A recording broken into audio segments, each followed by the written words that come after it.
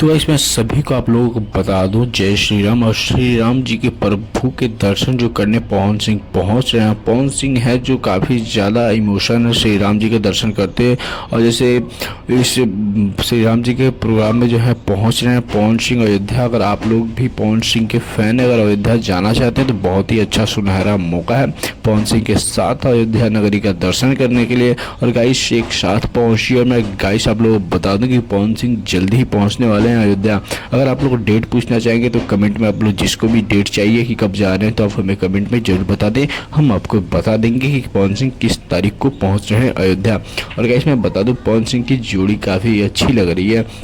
देख रहे हैं आप पवन सिंह न्यू लुक में एकदम तगड़ा वाला सीन करते हुए अयोध्या नगरी में एकदम पहुंच रहे हैं।